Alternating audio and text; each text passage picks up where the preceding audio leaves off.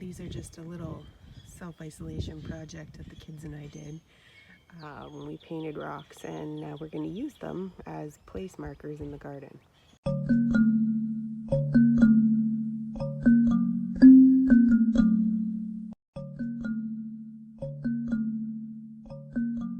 So I know this is going to be my tomato row because I grew beans in it last year, and so I know there's a lot of nitrogen in the soil, which tomatoes are a heavy feeder, so they're going to use that up.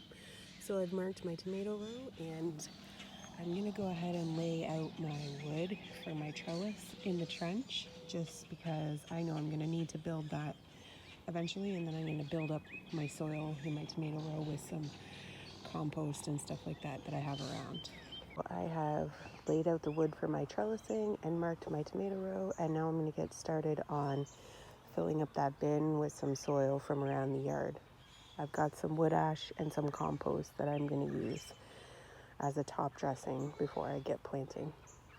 So this is my compost area. I have my bin over there where I put my kitchen scraps in, and this here is just a pile that I put yard scraps in over the years. But if you take a look underneath, you can see that it's actually broken down into some nice looking dirt. So I'm going to be taking that and putting it in the bin, and then I'm going to be adding some fresh compost from the food scrap bin and some wood ash from the back of the yard where my husband dumps the wood pile, or the wood ash from our indoor fireplace. And I'm going to mix all that together in my bin here, and I'm going to use that as a top dressing for my tomato row and as a seed cover for my root crops, onions, beets, and turnips going in today. Maybe some additional ones. Okay, so I've got about half a bin there, and took some of that black dirt from underneath the yard waste pile that's been building for quite a number of years. Also took some of the food scrap compost. Not an expert composter by any means. Some of this is broken down farther than others.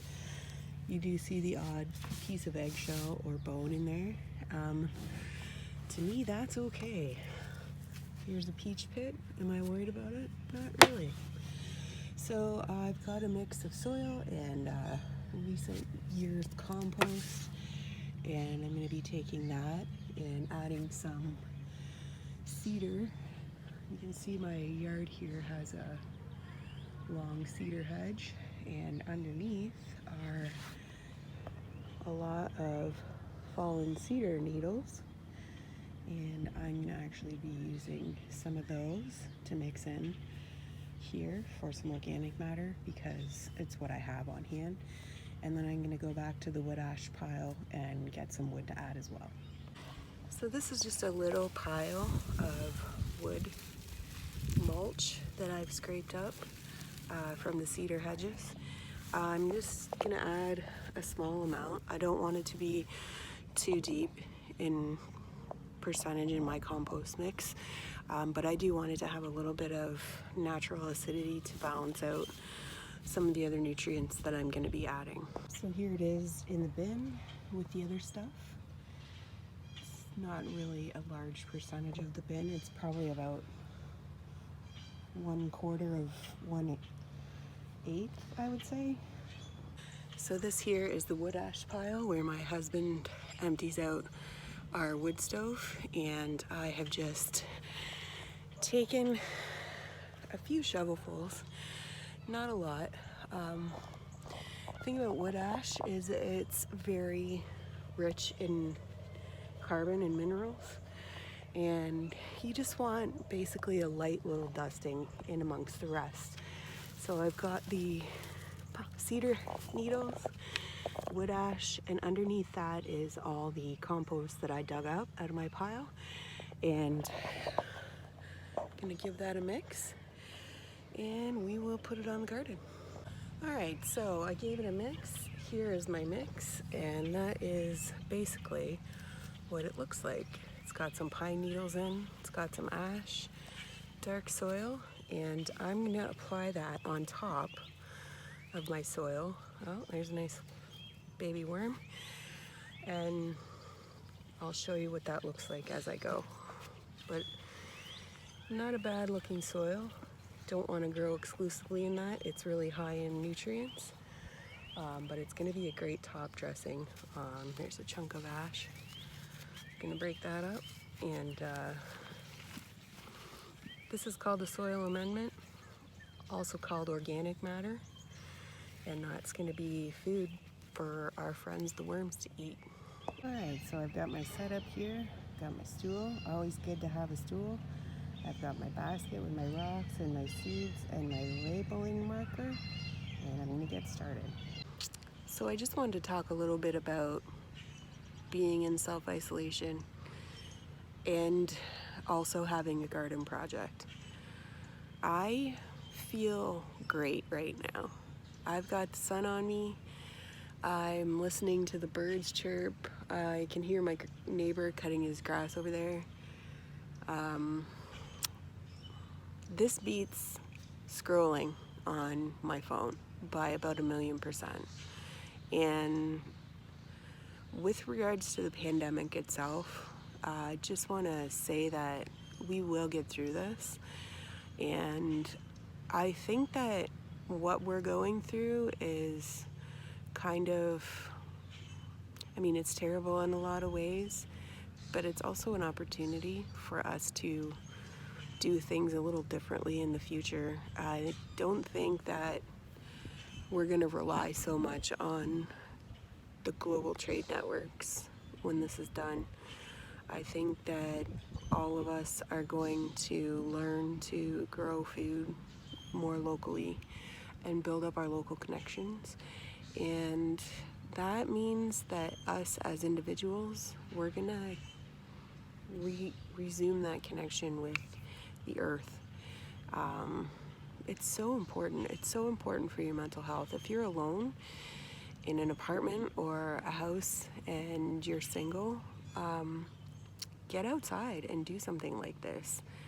You can't help but feel good in this space. You can't help but feel positive when you're out here listening to the birds with the sun shining on you and doing something productive like growing food to feed yourself. I just wanted to say that, and also say, I know it's hard. It's hard times out there, and you have to care for your mental health the way you would care for your soil, the way you would care for your seeds, and just try to be kind to yourselves right now. It's the most important thing.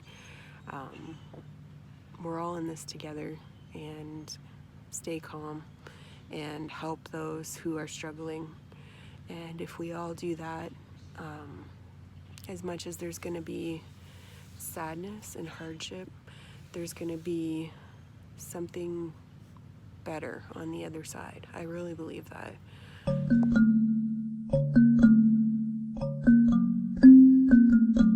I'll also show you these garlics while I'm here. If you've never grown garlic before, firstly, the best thing to do is plant it in about November of the year before. So, and get Canadian garlic. Don't get grocery store garlic if you can help it. These bulbs I got from a farm stand up the road.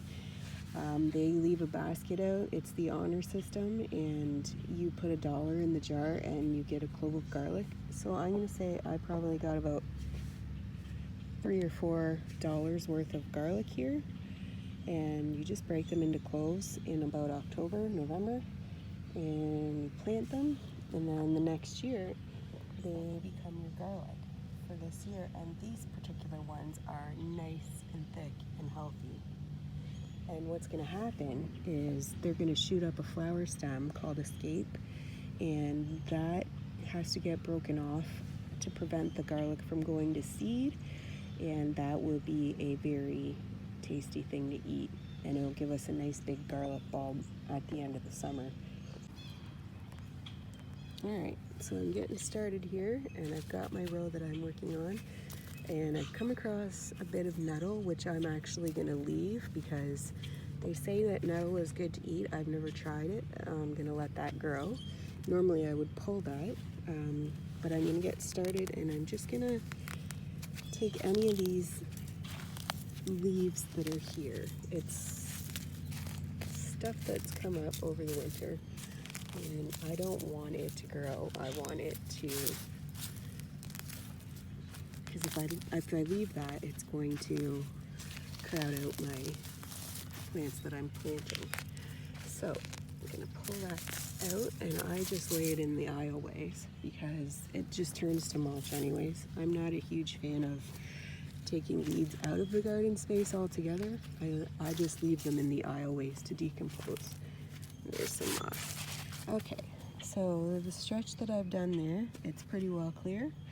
I'm gonna start seeding it, and I'm gonna catch up with you in a sec. So if you remember back to when I built this row last year, it was my tomato row, and it was a nice light fluffy soil. And because I don't walk on the raised rows, it's still going to be pretty fluffy, so I don't really need to work that up. I've just done a bit of a surface clear, and that's all I'm going to do. And then I'm going to cover everything back up over when I'm done seeding it.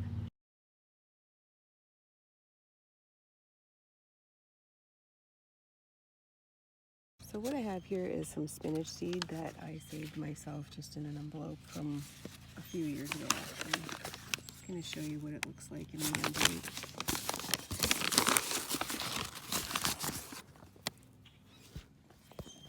These are what the seeds look like.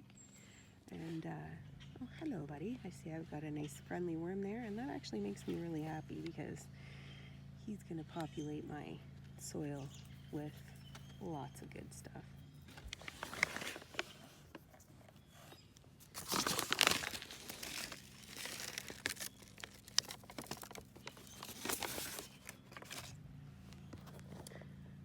So I don't actually have all that much spinach seed, but what I have, I'm putting on the end of my row because it's going to be one of the first greens that I can actually eat, and I want it to be accessible so I don't have to trod through my garden to get at it.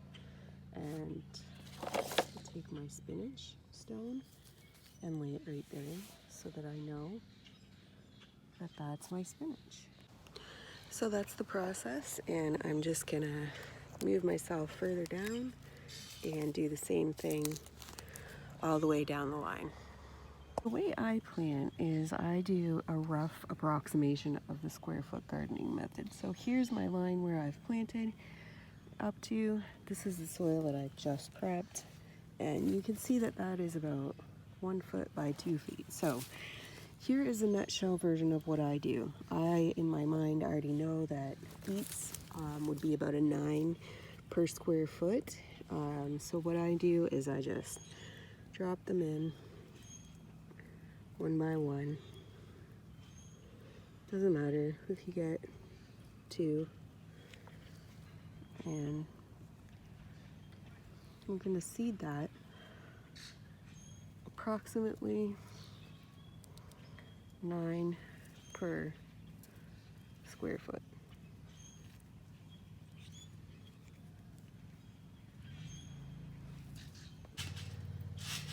Alright, so that took me approximately 2 hours to mix all the soil and plant my roots, but that middle row there is planted all the way down, and that is a fantastic feeling.